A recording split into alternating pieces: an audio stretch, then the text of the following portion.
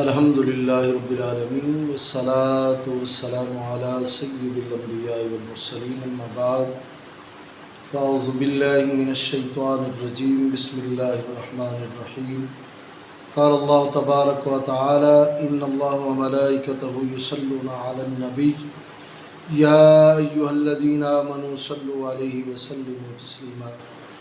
سارے حضرات آقا دو جہاں صلی اللہ علیہ وسلم کی ذات پر درود و سلام پڑھیں۔ جمعرات ہے اور ہر جمعرات جو شوق اور محبت کے ساتھ آپ کے اور میرے نبی صلی اللہ علیہ وسلم پر درود پاک پڑھتا ہے، آپ کے اور میرے نبی صلی اللہ علیہ وسلم کا سچا فرمان ہے کہ میں اس کے درود پاک کو خود سماعت کرتا ہوں۔ یعنی کتنی بڑی سعادت کی بات ہے کہ ہم درود پاک پڑھیں اور نبی پاک صلی اللہ علیہ وسلم اسے خود سماعت کریں۔ ہمارے لیے سعادت کی بات نہیں ہے۔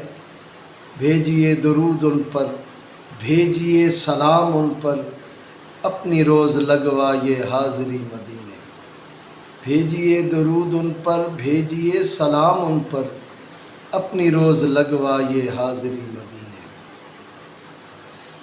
حصول برکت کے لیے درود پاک پڑھ لیں۔ ایک درود پاک ہے جو ایک مرتبہ پڑھو 6 لاکھ کا ثواب ہے، وہی میں پڑھ رہا ہوں، آپ بھی میرے ساتھ شریک ہو جائیں۔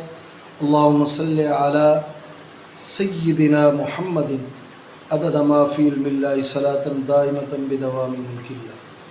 اللہم صلی علی سیدنا محمد عدد ما فی علم اللہ صلاۃ دائمۃ بدوام ملک اللہ۔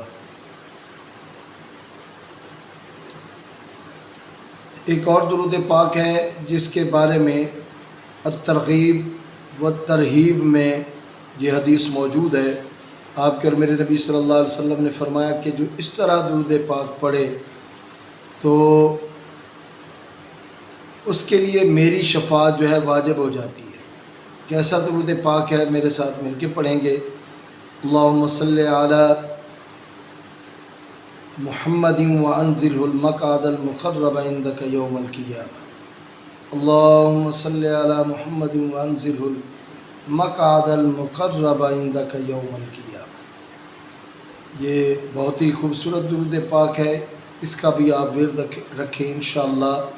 اللہ تبارک و تعالیٰ کے پیارے نبی صلی اللہ علیہ وسلم کی شفاعت کے آپ حقدار ٹھہریں گے۔ اللہ تبارک و تعالیٰ ہمیں آج کی رات کے فیض و برکات نصیب فرمائیں۔ بڑی عظمت والی رات ہے، اور فرمایا جو شخص جمعہ کی رات کو فوت ہو اللہ تبارک و تعالیٰ اسے حساب کتاب نہیں لیتا ہے، یعنی نکیرین کے سوالات نہیں ہوتے، اور وہ سیدھا جنت میں اللہ تبارک و تعالیٰ اسے داخل فرما دیتا ہے۔ یا ایک روایت کے مطابق کہ اللہ تبارک و تعالیٰ جمعرات اور جمعے کے دن فوت ہونے والے شخص کو اللہ شہادت کا مرتبہ عطا فرماتا ہے۔ یہ بہت بڑی سعادت کی بات ہے۔ اللہ تبارک و تعالی ہماری یہ مانگی گئی دعائیں اور پڑھے گئے درود پاک کو اپنی بارگاہ میں قبول فرمائے۔ جب بھی آپ کوئی نیک کام کی ابتدا کریں تو اس کے شروع میں درود پاک ضرور پڑھ لیا کریں، چاہے جو بھی درود پاک ہو، درود ابراہیمی ہو، جو بھی درود پاک آپ کو اچھا لگتا ہے وہی درود پاک آپ پڑھ لیا کریں۔ اللہ تبارک و تعالی ہم سب کی دنیا آخرت بہتر بنائے، آمین، بحرمت سید الانبیاء۔